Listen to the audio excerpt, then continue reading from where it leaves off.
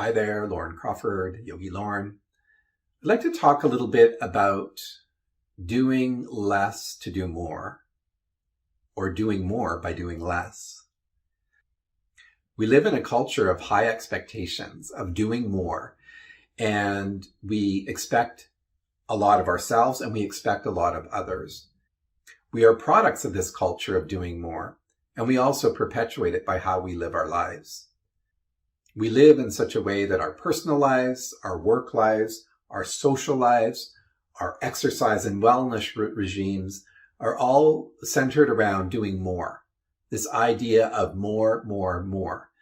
And I believe that comes from this political, economic climate in which we live in terms of consumption and consuming. The more we have, the more we consume, the more we do, the more successful we're ultimately supposed to be.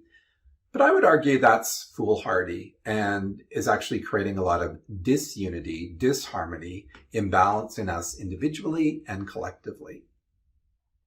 If we look at our family lives, so many of you with children, for example, know how overwhelming it can be to have children committed to a whole bunch of various activities, extracurricular events, and things like that. And just scheduling those events in your calendar and keeping them all straight is almost like a job in and of itself. In terms of our work lives, we look at how work has shifted and changed over the past generation or two with respect to this blurring of work and personal time. These gadgets that we have that connect us to our work 24/7 now are hugely problematic. When do we shut off work and when do we re-engage in the personal?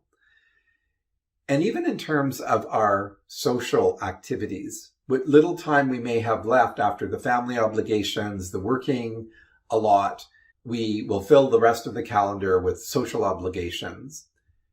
When we work out and exercise, we're often doing so in a manner where we're pushing the body to achieve some sort of peak performance, some goals that are established that we're supposed to achieve by way of pushing the body harder and getting more out of it, by going to the yoga class with the hot room and sweating profusely, by doing another set at the gym to get those muscles to that level of strength that we're expecting them to be at, by running that little bit of extra time to achieve your overall goals. Exercise and wellness aren't in and of themselves a bad thing, don't get me wrong. But our notion of pushing hard to achieve maybe perhaps unrealistic or imbalanced goals is not going to serve anyone well in the long run. So why all this pushing? Why all of this doing more? What would happen if we chose to work more from a place of moderation? I'd like you to consider how you're being in this world right now. In the last year, the coronavirus has sort of forced us to reflect. Initially, when we were locked down, many of us had the time to pause, to consider things, to reflect, and to maybe make some changes. Some of those being imposed by external forces, but some of those willfully entered into as the pace of our lives, the momentum of our lives was shifted. Many of us are now, after some time, antsy to return to our more frenetic pace. We're bored, and that's understandable. But some of us have learned how to adapt and maybe make some more permanent changes to how we are being. So what might the best way forward look like? Consider quality time with your family. Consider more work-life balance. Consider health regimes and wellness regimes that are balanced. Consider time spent with friends and loved ones. Consider a life of more qualitative time as opposed to quantitative time. So more quality engagement in our activities, be it family, work, social, relational, as opposed to quantitative, a whole big checklist of all these things we have to do. Quality over quantity. Consider maybe by doing less, we can actually do more. Doing more by connecting to and with the things that matter most. And what I would put at the top of that list is self-care. Looking after you. What does that look like? It's going to be different and unique for each of us, but taking that time to really be self-aware, to spend time looking after number one, so that you can serve family, friends, work, humanity better, relationships, taking time to foster deep and meaningful connections or reconnecting with people in a manner that serves you and serves them best. Work-life balance. So really stepping out of this culture that we've created of working untold numbers of unpaid hours.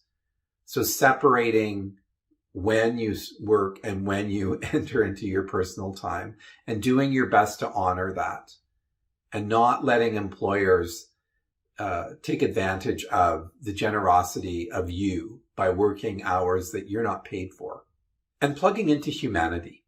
What does that mean? Well, if we're constantly busy on the go doing, when do we get the chance to sort of pause and sort of understand where we're at collectively, how we're understanding or misunderstanding each other, taking that time to look after yourself, to build and foster relationships, to establish greater work-life balance. All of these things are going to lend to a greater connectivity with humanity and with those around you.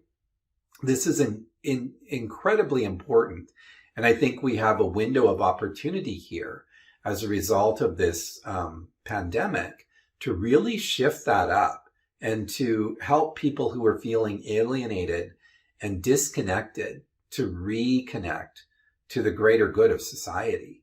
If we start to do less, it is entirely possible that we are going to do more.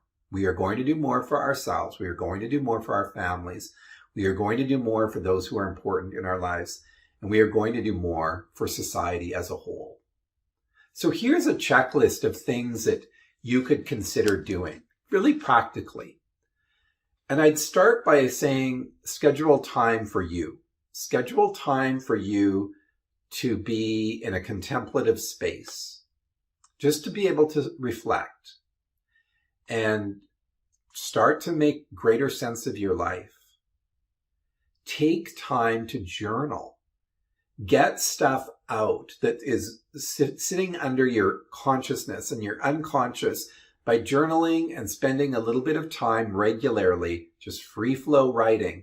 You'd be amazed, if you don't already do this, how powerful it can be. Start or restart a meditation practice. A little bit of meditation every day, which you can slowly build to longer periods with, is a profound healer. It will help you in untold ways to feel more balanced in your life and to have all of these things that we've been talking about, better relationships, better connections in work, better connections to humanity. Meditation. Consider your routines in terms of, I'm going to suggest like the sleep and awaking routine. So getting to bed at a reasonable time and getting up early. When we connect this way in our circadian rhythms to the rhythms and the flows of nature, this can be really, really powerful. And just on a subtle energy level, you'll feel more alive, you'll feel more connected, you'll feel more balanced. Your body will function more optimally, as will your mind. Learn to say no. So let's maybe look at having those calendars with a few less events that have to be attended to every single week. Saying no is a powerful thing. Setting boundaries, looking after yourself.